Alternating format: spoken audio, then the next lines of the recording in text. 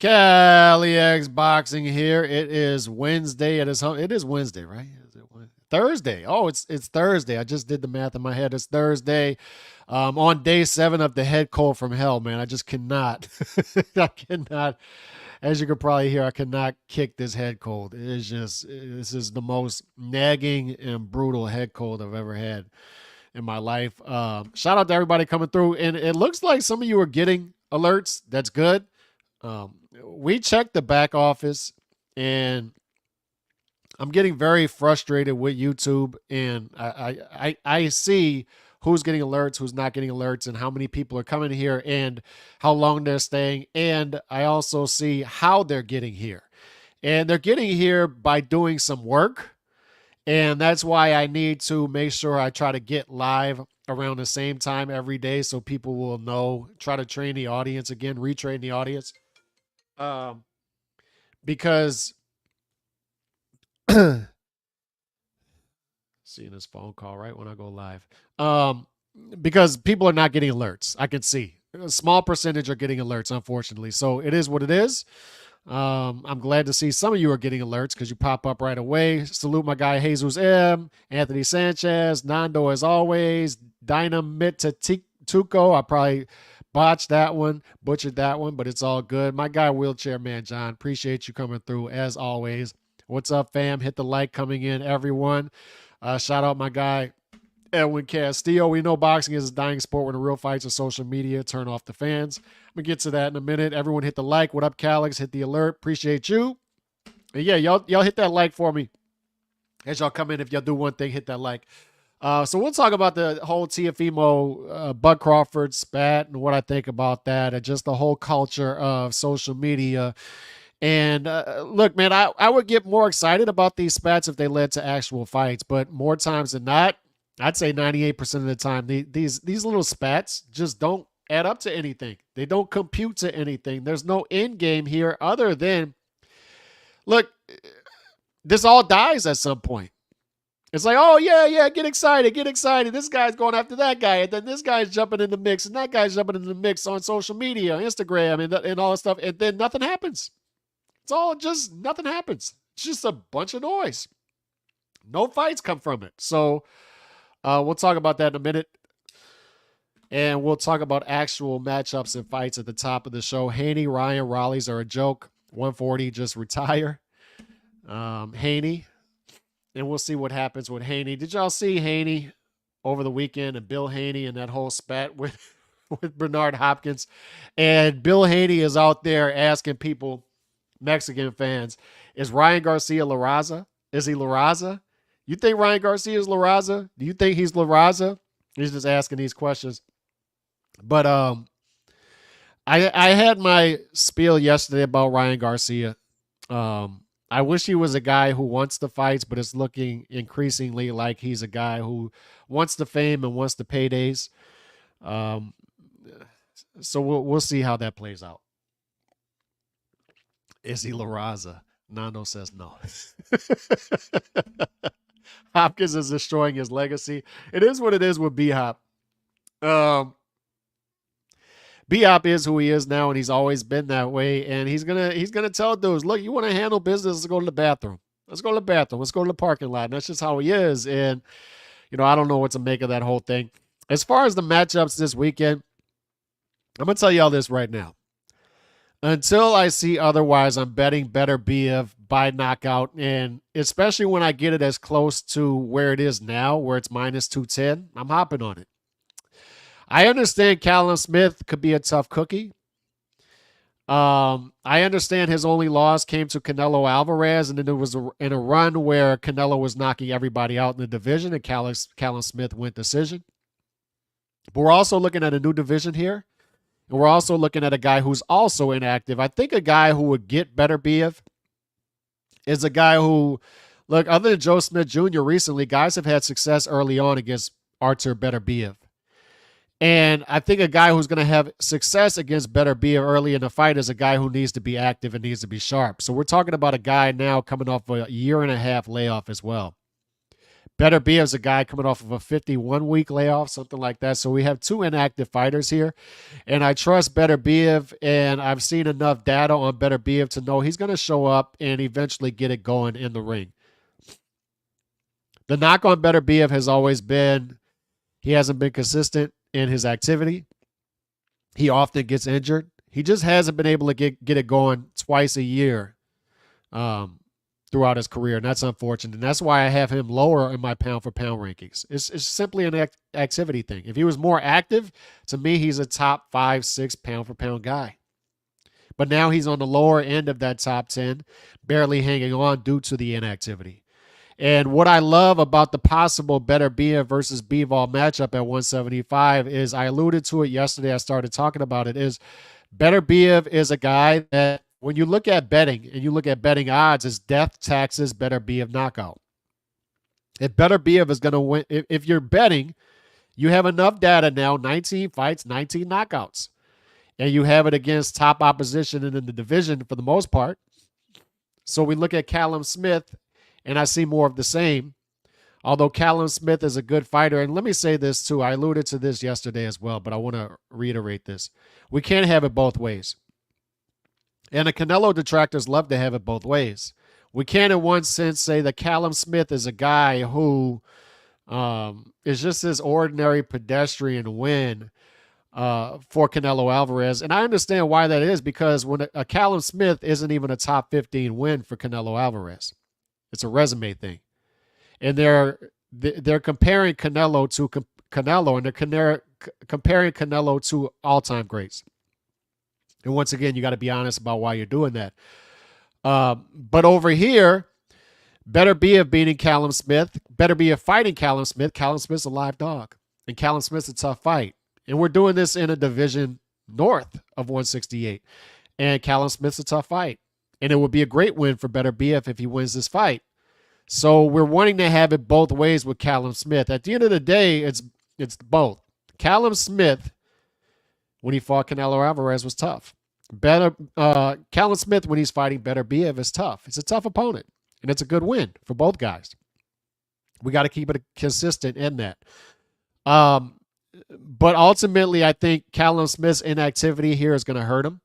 He does have experience. He's been in there with tough guys. He's shown a great chin going rounds with Canelo Alvarez. But Beterbiev has shown himself to be a different monster as rounds go on at 175. He's a guy lost in his power. Lost in that is the fact that this guy has great boxing ability.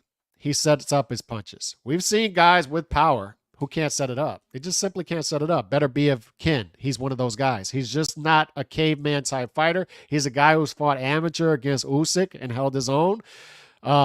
This guy, there's more layers to him. He's more versatile than people give him credit for. This guy's a fighter. This guy is a boxer. This guy's a hell of a boxer. So that's where we're at with it. And I think Beterbiev, death taxes Beterbiev knockout. I'm betting Beterbiev pretty heavy minus 210 knockout. If I lose, I lose. But the intrigue behind Bivol Beterbiev is I believe the same way about Bivol. When Bivol fights now, it's death taxes Bivol decision. I'm just betting Bivol decision. So the reason that Beterbiev versus Bivol is one of the best fights to be made in boxing is that I can't see Beterbiev not knocking out his opponent, and I can't see Bivol not decisioning his opponent. So it's got to go one of those ways. Either way, it's going to be shocking in a way that Beterbiev doesn't knock out and beat his opponent if he doesn't do it against Bivol. If Bivol doesn't decision Beterbiev, it's going to be shocking. It's going to be shocking. It's just stuff we're not used to seeing. So that's the intrigue behind that fight. It's great pound-for-pound fighters. It's clearly the two top guys in the division. And when we're looking at that division, I just don't see anybody spoiling that collision course right there. I think the boxing guys are going to keep that collision course alive until it actually happens, despite the elevated age of a Beterbiev. People are making a lot about him pushing 40. He showed his age against Yard. I understand all that. I just don't think Callum Smith's going to be the one to disrupt this collision course that looks to be one fight away. And I hope it happens sometimes in 2024, and I hope the Saudis deliver that. Let's see. Raza, I don't think Garcia will ever connect to that world. He doesn't speak the language, doesn't fit the right way, and doesn't connect with the people in any manner. And even a guy like Oscar De La Hoya had trouble connecting with that market, right? And that was a guy who fought all the fights and had heart and fought in a Mexican manner. But there's clearly a disconnect between Ryan and that world that he's going to have to close in on. And the only way to do that is to fight the fights. It's the only way to do it. You got to fight the fights. I've said this about the Mexican fan base for years. To me, they're the best fan base because they demand a lot. They're demanding. They demand that you fight the fights. They demand that you also be entertaining. It's both, right? But they're also forgiving in that as long as you fight the fights and you lose, as long as if you lose, as long as you're fighting the fights, it's fine, right? So that's why I love the Mexican fan base. Demanding fan base, but they're going to keep it real with their fighters. And they're keeping it real with Ryan Garcia right now. Look, man, this looks like a lot of fluff. This looks like a lot of Instagram model type stuff. This looks like a lot of YouTube world. In order to connect with us, we need more than what you're giving us right now. We need more than, these ego diva games that you're playing with other fighters. And you're going to have to fight the fights at some point. You're going to have to get in the ring and prove it. And you're going to have to win some of these fights. And it just is what it is with Ryan Garcia right now and the disconnect between him and the La Raza fan base.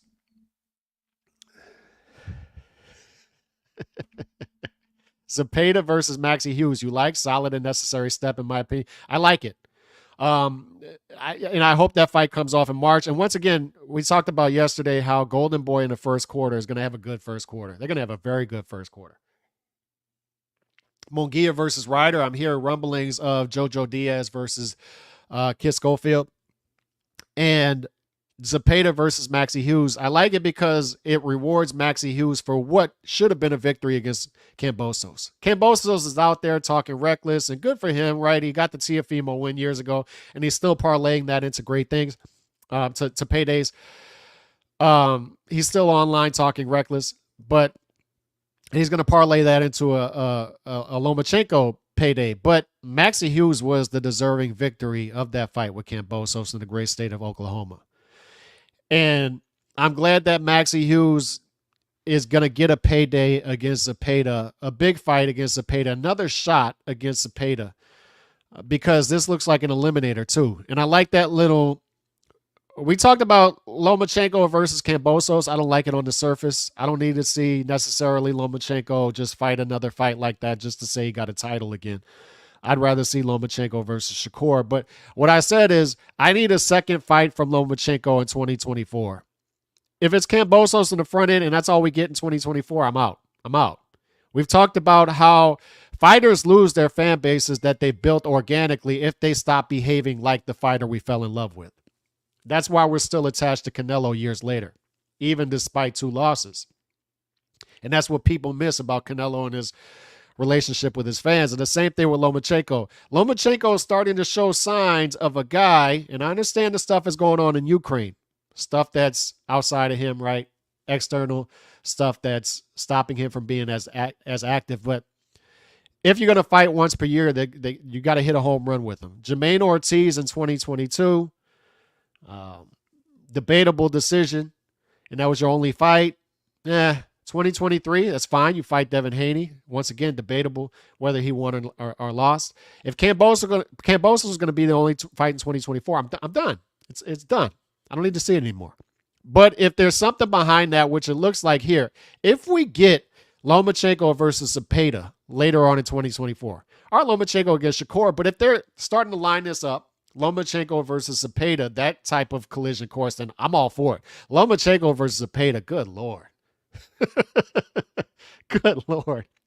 And I want to start to see with Zepeda, him start to connect with the fan base, because that's been the frustrating part about Zepeda's career up to this point, because this is arguably the most exciting fighter in the sport. You're talking about a guy who's throwing 100 punches per round.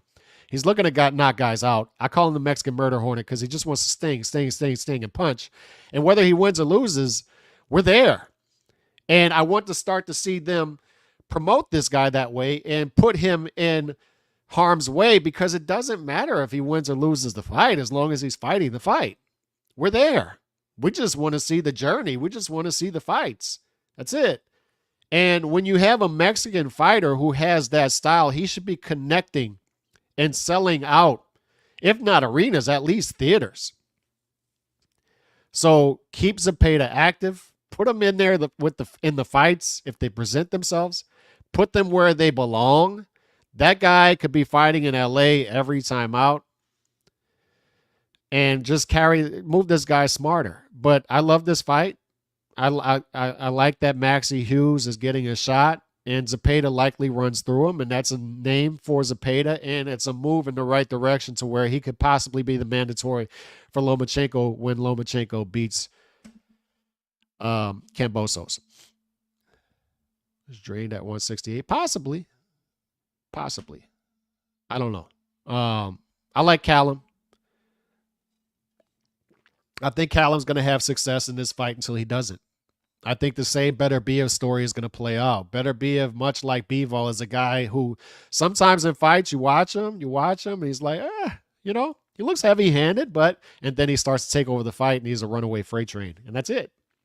We also got in Billy fighting this weekend against Murdoch, and Billy's a 13-1 favorite. I expect him to cruise, and he's another guy that flies under the radar, much like John Ryder. And speaking of John Ryder, that's another guy that Callum Smith beat, and I like John Ryder.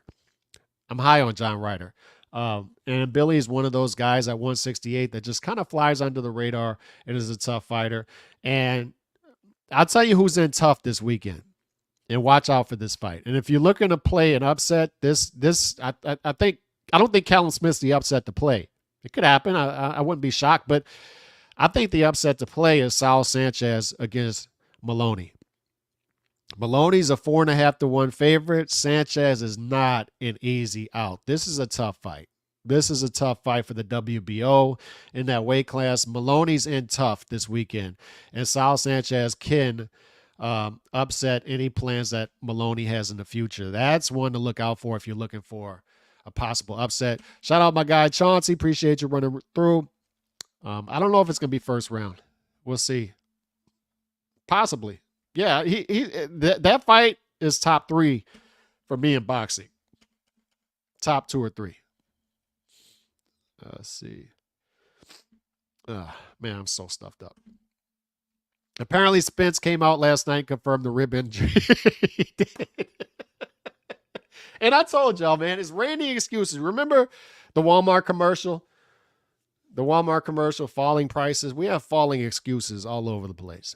It's just falling all over. We got dudes blaming air vents. We got dudes blaming air vents for losses now. They're blaming air vents, protruded ribs, cataracts. Dudes are now blaming cataracts for losses. And last I heard, man, like you get your eyes checked, right? Before fights. And before the fight, Errol Spence is the greatest modern day welterweight of all time.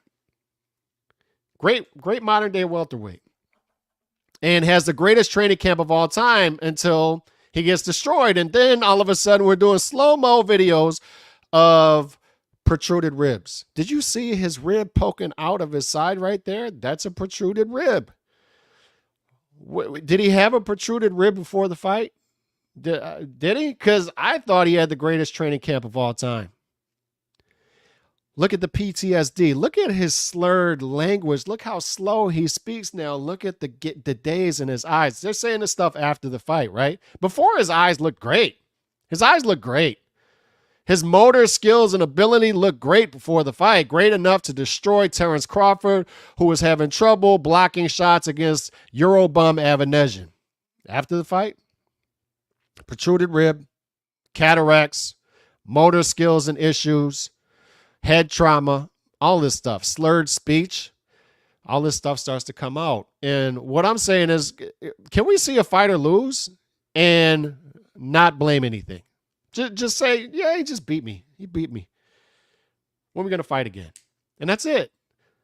That's it. These dudes are blaming everything under the sun. Air vents. We've gotten all the way down to air vents, fellas. Dudes are blaming air conditioning vents for losses.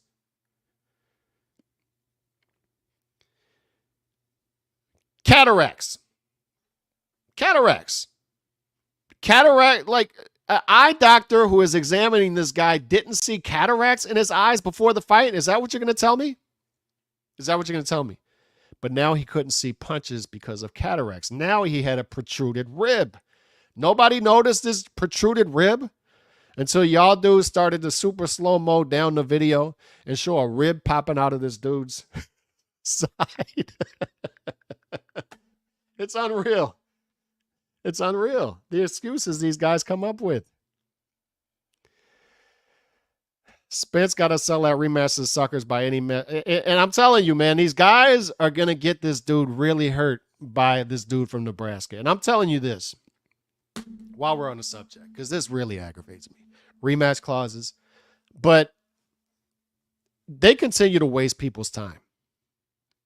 For 5 years, we heard, clean up your side of the street, I'm going to clean up my side of the street, then we'll do the fight, yada, yada, yada, right? And then we do the fight, and what happens is what we knew was going to happen, right? Bud just destroys Errol. And after the fight, we see dudes melt down. But we're now 6 months into this, fellas. And this, once again, just shows it's a prime example, another specific example of why boxing is in the place that it is. Because once we have a great performance or something, we should have momentum going. I talked about yesterday why Inoue is my pound-for-pound king. In boxing is the momentum just goes. And boxing is healthy when it has a guy at the top who you can point to and say, all right, he's going to fight again in May. He's going to fight again in December. How do I know that? Because he always does. He's going to fight again in May. He's going to fight again in September. It was the nice thing about having Canelo as a pound-for-pound king, right? He's accomplished. He has a resume. He's popular. And he's reliable. It's dependable. He's an active champion. And if Bud Crawford is the champion, we then have an inactive champion. We then have a part-time champion. We then have a guy who 2020, 2021, 2022, 2023, 4 years running is a part-time fighter. And that's nothing against Bud. A lot of that has to do with stuff that's external factors, right? And I love Bud. I'm a fan. But it's nicer, it's better, it's healthier if we have a guy at the top who we can point to and say, he's coming back in May. And I pointed yesterday to the specific example of the two guys who were 1A, 1B, the two top guys in the division in the world, pound for pound, fought in the same week. Both had pound for pound level performances, great performance, two of the best performances of the year. And then now, 6 months later, we have one of them who has fought again and became undisputed and fought the number 2 guy in the division, and then has already announced another fight in May. So he's fought again and announced another fight before the other guy has announced anything and has done anything. And that's where we're at. And I know a lot of that has to do with stuff that's outside of Bud. I get it, but it is what it is. I have to go up at a certain point when we have a trend that's lasting this long. We're almost a half decade into this trend where we have one guy fighting twice, one guy fighting once, double the output. At a certain point, we have to say, look, man, you got to make something happen. And that brings me to Teofimo, Bud, that whole dust up yesterday online. And if you're not on Twitter, what happened was Teofimo starts to take shots at Bud. Bud starts to take shots back. And it is what it is, right? But so many times, dudes are texting me this. They're DMing me this stuff, right? And it used to be 4 or 5 years ago, I would see this stuff. It's like, oh, juicy. This is juicy stuff. This is great. This is going to lead to something. These guys are going to get into it and they're going to fight. But now I'm numb to it all. Because a lot of times you see these beefs online and they don't lead to any, 98% of the time, they don't lead to anything. Anything. Ryan and Devin start going back and forth. And it looks like we got a fight. And then nothing happens. No fight. Ryan's going to fight Raleigh. Who knows who Devin fights? Who knows? But it leads to nothing. Nothing. Nada. And the same thing here. Don't mistake what I'm saying. I don't blame Teofimo for calling out Bud.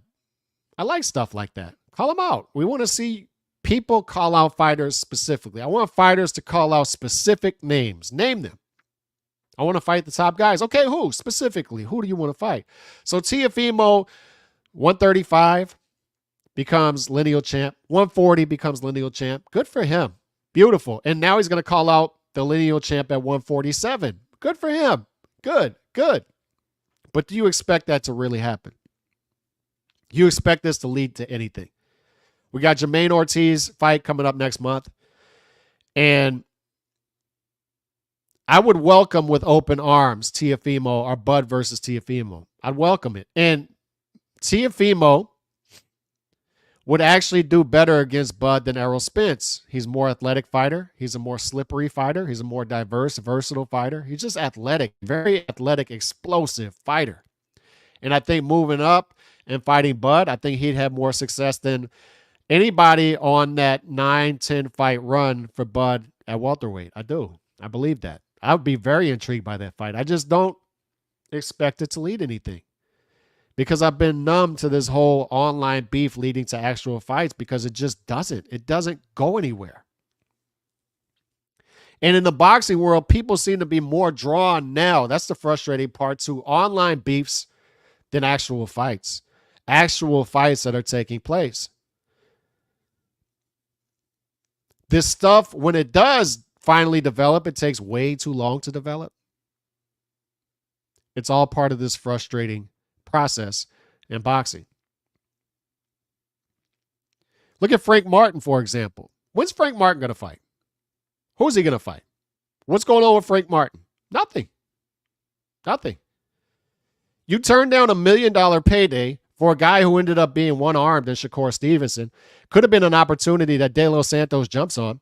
You could have been the guy, and now you're sitting on the shelf. What's happening? What's going on? Where's the action?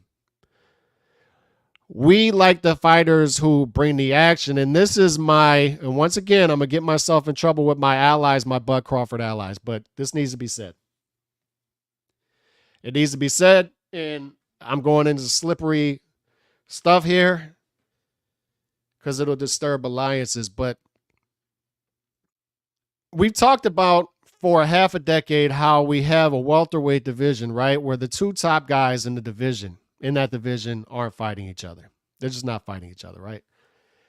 And that's almost all due to Spence and the PBC crew, right? Clean up your side, we'll clean up our side. And it takes forever. And Spence stays in the same division for a decade, and it takes him a decade to finally get to an undisputed fight. Come on, man, speed this up. Come on, can we get to it? Speed it up. And now we have a guy who is so damaged that we're talking about retirement with Spence. But it takes them a half a decade of being the top two guys in the division to finally get to a fight. And in the meantime, if that's happening, what you want to see is a natural process in which guys underneath that are putting pressure on these top two guys to either fight or get off the pot. And the sanctioning bodies too. The sanctioning bodies are a part of this process. Their job, one of their main jobs, is to force guys to fight or get off the pot. It's it. Are you going to defend? Look, you two guys are the top two guys in the division. Can you come together and consolidate these belts? Come on, let's do something here. That's the sanctioning body's job. But both the fighters in the top 10 and the sanctioning bodies and all the power brokers collectively failed us for 5+ years in that division. It's a sexy division. The welterweight division is one of the divisions that you point to and say, man, this is one of the divisions where pound for pound, these are some of the most talented fighters in the world. Middleweight classes, welterweight, and particularly in America, right, is all of the belts that we have, we own 17 of them right now, almost all of them are within those middleweight classes between lightweight and welterweight. Lightweight and, I should say, junior middleweight. Almost all of our belts are consolidated there. So we need to have guys in those divisions that are actually fighting the fights if we want American boxing to be healthy. But you have two of the sexiest divisions, welterweight, middleweight, that are just trash. And people are telling me the welterweight division is great. And I'm saying, How is it that this division is great when 8 out of the top 10 fighters are undefeated? How do you have 70 to 80% of the division undefeated? And they'll say, well, that just shows you how talented these guys are. No, it shows you that these guys are not fighting each other. That should be something that should be statistically impossible. That tells me that everybody in this room, just think of the top 10 baddest men in this weight class being in one room and somehow avoiding each other for a half a decade. How is that possible? How are they getting away with that? How is it that sanctioning bodies are allowing that? How is it that power brokers think that that's okay and that boxing writers and publications are letting these people off the hook by not calling it out? And it comes down to boxing fans like us who are content creators being the loudest about calling this out. Other dudes are saying, look how great of a division the welterweight division is. Oh my God, look at all these guys. Look at Boots, Virgil, and oh my God. And then step aside money. Step aside money. Step aside money. Stanionis, Emilio Estevez Stanionis. Step aside money. Step aside money. Step aside money. Then they'll lie about taking step aside money. Boots, IBF route. Turn down the fight. I'm not fighting over there. I'm fighting on Showtime. Even though I don't have it on paper, I'm going to stay loyal. I'm going to stay to Showtime. And then we get to a point where Boots gets emailed the belt. And we know what these guys are doing. Tank's doing the same thing at 135. I'm going to stay out of harm's way until this belt falls on my lap. I'm going to stay out of harm's way until this belt is emailed to me. I'm going to get this meaningful belt without actually fighting a championship to get it. Tank and Boots are extremely talented fighters. And I'm going to do this without trolling right now.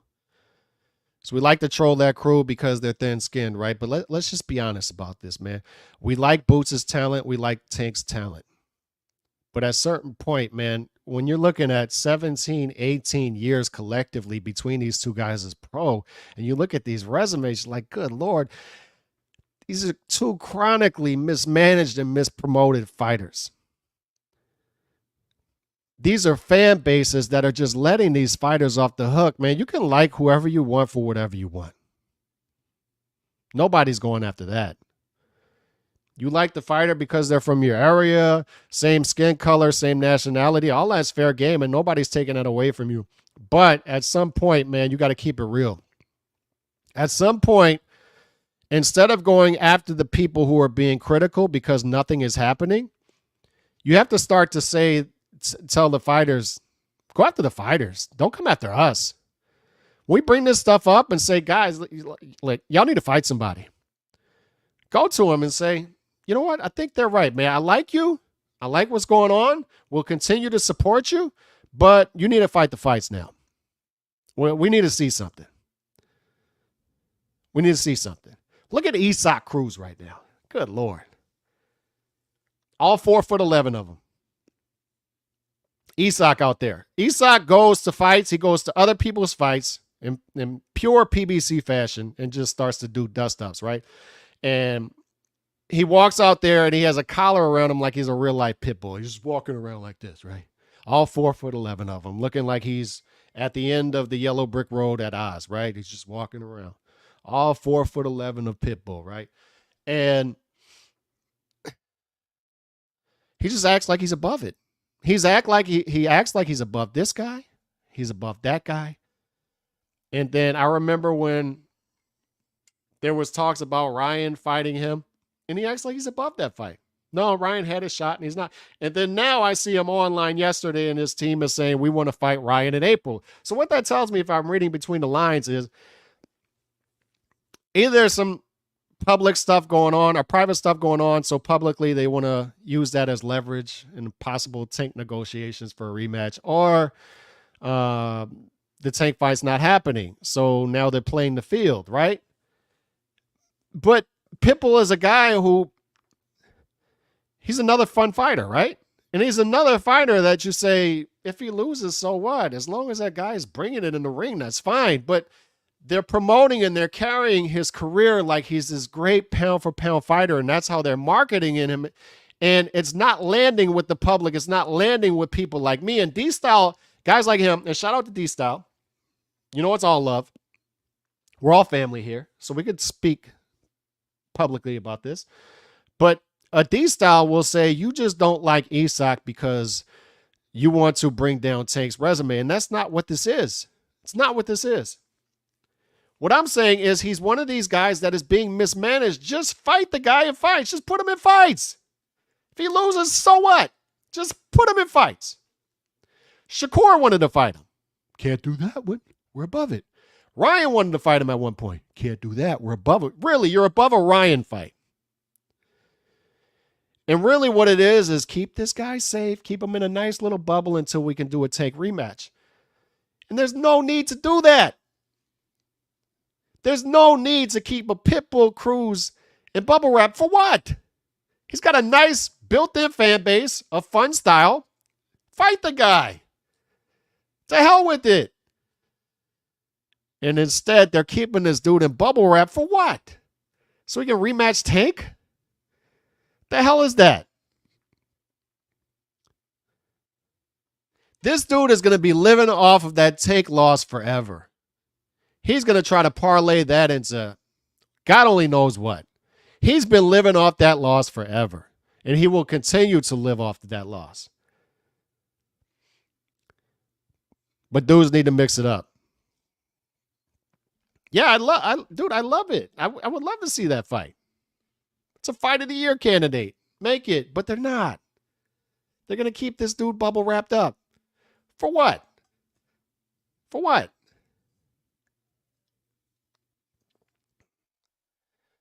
And let him knock out Pitbull in a rematch. Yeah, I mean, I don't need to see a rematch.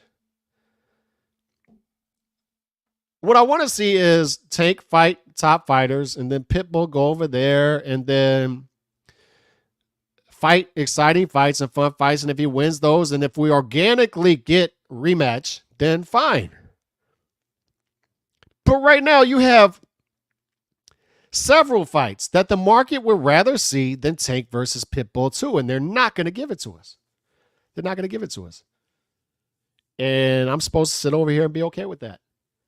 But back to the welterweight division, it's just, for years, we let these fighters off the hook with the top two guys not fighting each other and saying, well, you know, it makes sense because we got to marinate fights. We got to build Bud versus Spence up to its pinnacle before we make that fight. Meanwhile, this dude is crash test dummying into brick walls, getting cataracts, getting protruded ribs, 15-month layoff, and limping into a fight with Bud. And Bud, in the meantime, is fighting once per year because nothing is developing. And that's your way of building up a fight? Half a decade we went through that. Top two guys not fighting each other just so you can build up a fight to that.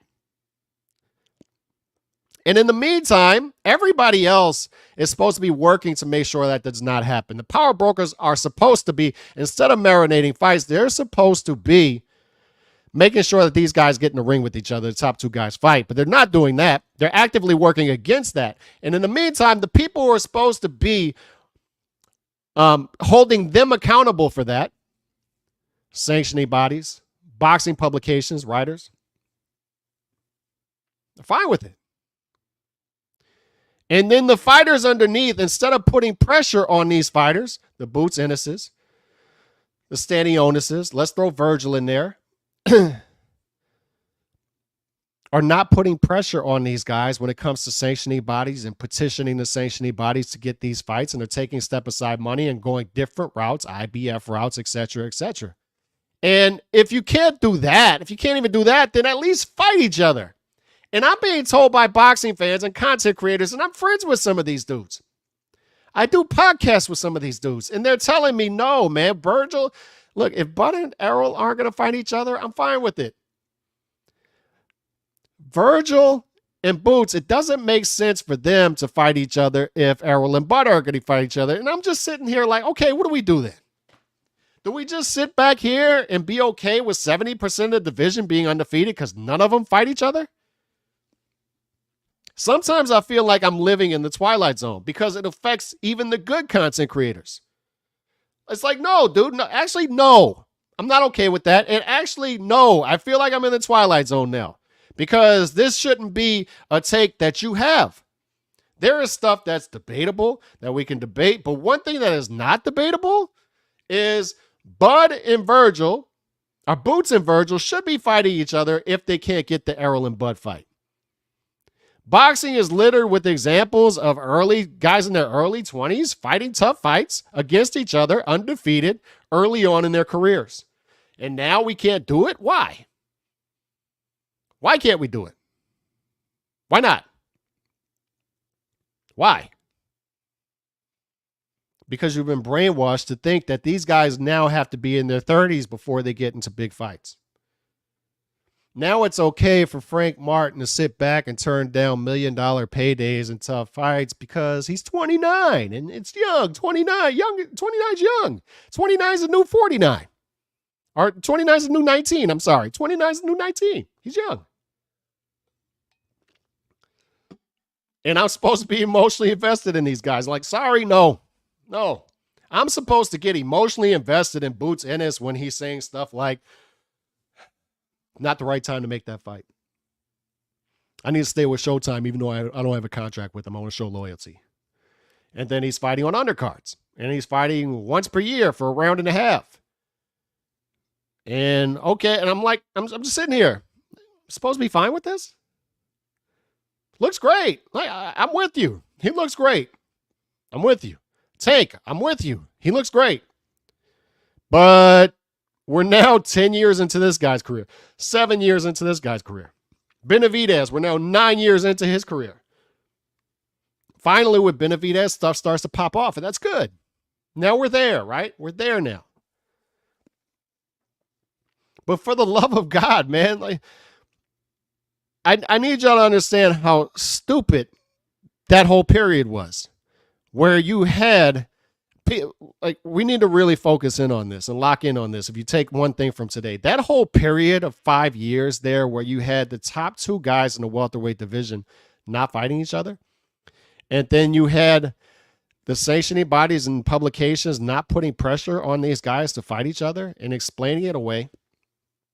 And then on top of that, you had the guys 3 through 10 not putting pressure on sanctioning bodies and taking step-aside money and taking different routes to stay out of the way. Let these guys go on their different paths until they finally fight each other, and then belts start to fall in their laps years later. And then on top of that, while they're waiting, they're not going to fight each other. And then they expect people like me to be emotionally invested in their careers. No. I'm out. Sorry. No. These guys all have a lot of work to do to get back in the good graces of just hardcore boxing fans. People are sitting here like in bewilderment of, how is Boots not a bigger name? Look how talented. Have you been paying attention? He's been fighting on undercards. Finally, they had him in a main event in a theater. Finally, 7 years in. What do you expect? How am I supposed to get emotionally invested in Emilio Estevez Stanionis when he's taking step-aside money? Step-aside money. Step-aside money. He's a fun fighter, but when's something going to happen? Sorry. Finally, we got Stanionis versus Virgil, and then the stuff happened. It just wasn't meant to be, right? But finally, look how long it took. Good Lord. I was excited to get Stanionis versus Butayev. It's like, finally, guys in the top 10 are going to fight each other. Bud versus Avanesyan. Finally, a top 10 fight in the division. Good Lord. But unfortunately, Avanesyan's a Euro bum. But at least that guy's fighting people. Or was. Finally feeling better, and I'm trying to get there, D-Style. I'm trying to get there, too. This head cold's been kicking my butt. But to tie this all up, I'm now in the place with Bud where, all right, man, look, I'm sympathetic. I'm empathetic to the situation. I understand what you've been going through. I still have you arguably, look, I have you number 2, but arguably you're the baddest man on the planet, our best fighter on the planet. Have been for a while. All-time great, all that stuff, right? But if you're going to stick around, dude, we're at the point now where we realize that you're above the rematch. You don't need to do the rematch with Spencer. We need to move on from that, right? We should all be in that place now where, good Lord, man, I don't need to see that dude from Denton, Texas, get beat pillar to post by the Omaha Boogeyman again. I don't need to see it. Don't need to see it. So let's move on from that. But the problem that I have with Bud right now, and this is what's going to get me in trouble, but I'm fine with it. I'm fine being in that space, is he can't act like he's above everything else now. He can't. And this is sort of the place he's coming from with Teofimo is stay down there, fight those lighter guys down there, and I'm above that. And then I'm above fighting guys like Tim Tszyu, because they're younger guys. I'm above fighting Boots now because he turned the fight down twice. And then Mel, I'm no longer interested in that fight. So who are you interested in? Like, I'm confused now. I'm confused. Because, look, to be honest with you, like, if they do a Canelo versus Bud fight, fine. But I'd rather see Canelo versus Benavidez. And I'd rather see Bud fight a guy at 154 or something like that, then organically move up weight classes if he wants to stick around, and then we could do the Canelo fight. But this three-weight jump, I don't need to see it. So what's the fight? If you're above everybody else and it doesn't look like the Canelo fight's going to develop because, quite honestly, there's a better fight on the table for Canelo, how we feel anyway. What's the fight? That's where I'm at with it now. Like, what are we doing? We're 6 months in now, and I understand, man. Like, I'll grant you forgiveness once again because Errol and that side are playing games. And look, these dudes call me all kind of names when I tell dudes when they lock themselves into these contracts that it's not good. It's not good for their careers, right? And now it looks like Bud has one more fight with PBC, and that might take a little while because not rematch clause, whatever. And then same thing with Teofimo, locked in with Top Rank. And then they'll call people like me out for saying stuff like this, for going after fighters, for going to get guaranteed money instead of keeping freedom within their contract to where they can move in different directions and fight certain fights and be more aggressive with their career. But then they'll offer these dudes forgiveness for, yeah, well, you're in a bad contract, so I forgive you. No, man, look. Teofimo, Bud benefited for much of their career from guaranteed money per fight. And we've had Bob Arum come out and say, look, I actually lost money on these guys, to be quite honest with you. So you can have the good with the bad with that. And on top of that with Bud, I'll just go back to this. Dude, we need to get to a point where you're the guy at the top right now. You got to specifically call somebody out at this point. And you call out Canelo. But once again, Canelo versus Benavidez is going to take precedent over Canelo versus Bud. He needs to understand that. And Canelo versus Benavidez is going to happen in September. I'm fully confident in that. So if Canelo versus Bud happens, it's going to be a 2025 fight.